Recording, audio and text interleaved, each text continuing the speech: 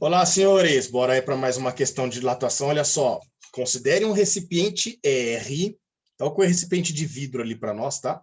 Cujo volume interno encontra-se totalmente preenchido por um corpo maciço, que é aquela caixa marrom, que ele chama de C, e um determinado líquido, conforme o esquema abaixo. Dá para ver ali que tem um líquidozinho dentro do recipiente de vidro, né? A tabela a seguir indica os valores relevantes de duas das propriedades físicas dos elementos desse sistema, que são aí coeficiente de dilatação de cada um deles, do vidro, do líquido e da caixa, e a massa específica também do recipiente, né, de vidro, do líquido e da caixa. Certo? Aliás, do recipiente ele não fornece a massa específica, né? Aí ele fala: admita que o sistema seja submetido a variações de temperatura tais que os valores das propriedades físicas indicadas permaneçam constantes e que o líquido e o corpo continuem a preencher completamente o volume interno do recipiente. Isso daqui é importante, ó. Ele falou aqui, ó, totalmente preenchido por um corpo maciço C e um determinado líquido L.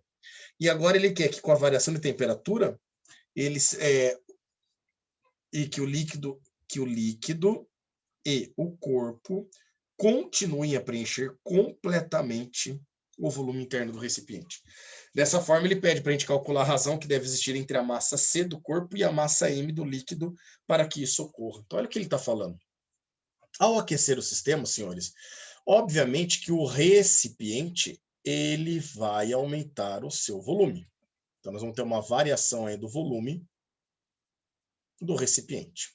Se ele aumentar 1 metro cúbico, por exemplo, eu preciso que o líquido e a caixa juntos aumentem também 1 metro cúbico. Se o líquido vai aumentar mais que a caixa, ou se a caixa vai aumentar mais que o líquido, não interessa. O que eu preciso é que se o recipiente aumentar 1 metro cúbico, o líquido e a caixa juntos, eles precisam aumentar 1 metro cúbico também. Em outras palavras, a variação do volume do líquido somada com a variação do volume da caixa, tem que dar exatamente a variação do volume do recipiente para nós. Essa é a condição do exercício. Pião, mas o líquido não tem um gama muito maior? Tem, senhores, mas olha o espaço que o líquido está ocupando ali. Ele está ocupando apenas o espaço entre a caixa e o recipiente, é um volume muito pequeno, né? Então, como ele tem um volume inicial pequeno, faz com que a variação dele seja pequena também, seja menor do que os outros, em alguns casos, né? Mas o que interessa para nós é a gente enxergar essa relação aí, ó, que o volume que a caixa vai aumentar, vai variar, tem que ser preenchido pela variação do volume do líquido e o volume da caixa. Vamos lembrar a equação? A equação da dilatação volumétrica é a ΔV, é o V0 vezes gama, vezes o Δθ. Então, nós vamos jogar para cada uma delas. Para delas, né? A variação do volume do recipiente vai ser o volume do recipiente, o volume inicial, vezes o gama do recipiente e vezes a variação de temperatura. Tudo isso é igual. Variação do volume do líquido vai ser o volume inicial do líquido, vezes o gama do líquido e vezes a variação de temperatura. Mais, a variação no volume da caixa vai ser o volume inicial da caixa, o gama da caixa e a variação de temperatura. Perceba que o sistema sofre a mesma variação de temperatura, né? Isso significa, como eu tenho Δθ em todos os termos aí, eu vou poder cortar. Uma outra relação, senhores, perceba que ele não fala nada a respeito do volume, certo ou não? Ele não fala nada a respeito do volume. Então, aqui, nós vamos ter que aplicar uma outra equação, que é a densidade ou a massa específica é a massa dividido pelo volume, o que implica que o volume pode ser calculado dessa forma, ó, é a massa dividido pela densidade ou massa específica para nós, certo? A gente não poderia falar densidade ou massa específica aqui no caso do recipiente que ele tem vazios no seu interior, tá? Já do líquido e da caixa poderia. Mas eu vou chamar a minha massa específica de Dzinho aqui, porque fica mais fácil de eu escrever, tudo bem?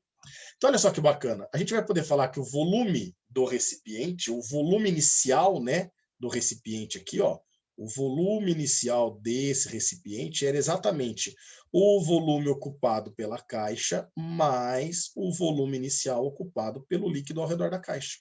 Então, a gente vai trocar, ó. Eu vou poder falar que o volume do recipiente é o volume do líquido mais o volume da caixa. Tudo isso vezes o gama do recipiente, que é igual o gama do líquido, mentira, o volume do líquido, né? Vezes o gama dele, mais o volume da caixa, vezes o gama da caixa. E agora nós vamos fazer essa troca aí, ó. Eu vou colocar aqui o volume é a massa dividido pela densidade, ou pela massa específica. Então vai ficar, o volume do líquido vai ficar a massa do líquido, que eu vou colocar com M maiúsculo, tá? A massa do líquido dividido pela massa específica do líquido, mais o volume da caixa vai ser a massa da caixa dividido pela densidade da caixa. Tudo isso vezes o gama do recipiente. É igual. O volume do líquido vai ficar a massa do líquido dividido pela densidade dele, vezes o gama dele, e mais o volume da caixa, que vai ficar a massa da caixa dividido pela densidade da caixa, vezes o gama da caixa. Substituindo os valores que nós temos aí, ó, a gente vai ficar a massa do líquido, eu não tenho, mais a densidade do líquido, olhando na tabela, vale 2/10 a terceira. Então, vou colocar aqui, ó, do líquido, vale 2/10 a terceira. Mais a massa da caixa, nós também não temos, dividido pela densidade da caixa, do corpo maciço, né?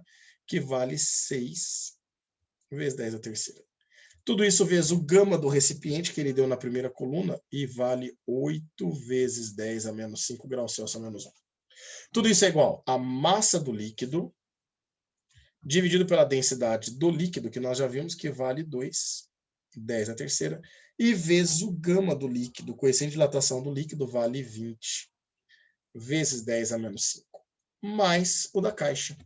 Vai ficar a massa da caixa, a densidade da caixa, que é o 6 vezes 10 a terceira, vezes o coeficiente de dilatação da caixa, que vale 4 vezes 10 a menos 5. Agora, ó, olha só que bacana.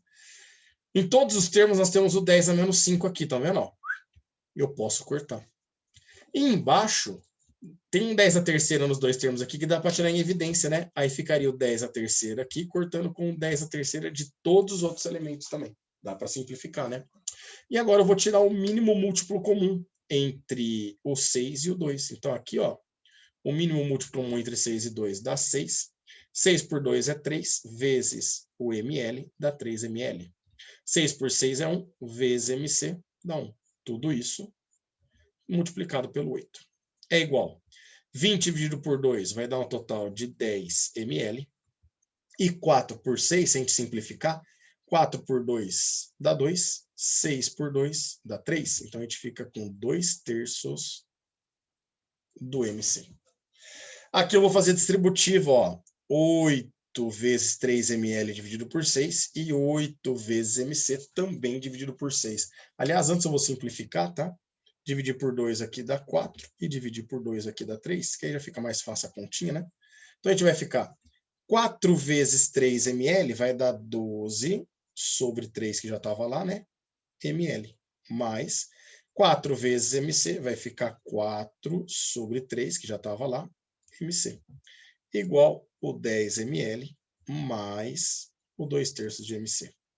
Agora, ó, eu vou levar esse 2/3 de mc para o outro lado negativo. Então, nós vamos ficar aqui 4/3 de mc menos 2/3 de mc. O mc que estava positivo na direita foi negativo para a esquerda. Do outro lado, eu vou deixar o 10 ml. Toma cuidado, ó. 10 ml, acho que todo mundo concorda com o tio aqui, que é a mesma coisa que 30 ml dividido por 3, não é verdade? 10 ml é a mesma coisa que 30 ml dividido por 3. Se você pegar o 30 e dividir por 3 aqui, ó, volta a ser o 10, né? E eu vou pegar o 12/3 ml que está positivo, vai passar para o outro lado, ele vai ficar negativo, ó. Dessa forma, a gente deixou todo mundo no mesmo denominador, né? Se você quiser, você pode até cancelar os denominadores aí, eu não vou cancelar, tá? 4/3 menos 2/3 sobra ainda 2/3 de ml, aliás, de mc. Do outro lado, 30/3 menos 12/3 sobra para nós 18/3 de ml. Agora sim, ó, esse 3 corta com esse 3. Como a razão que ele quer é mc sobre ml, então eu vou deixar o mc aqui na esquerda. O ml que está lá na direita multiplicando passa para a esquerda dividindo. E aí o 2 que estava aqui multiplicando passa dividindo. 18 dividido por 2 dá 9. Então a gente descobre que a razão entre a massa da caixa e a massa do líquido, para que isso ocorra, tem que ser 9. Ou seja, a massa da caixa tem que ser 9 vezes a massa do líquido para nós aqui. Beleza, senhores? Grande abraço a todos e até mais.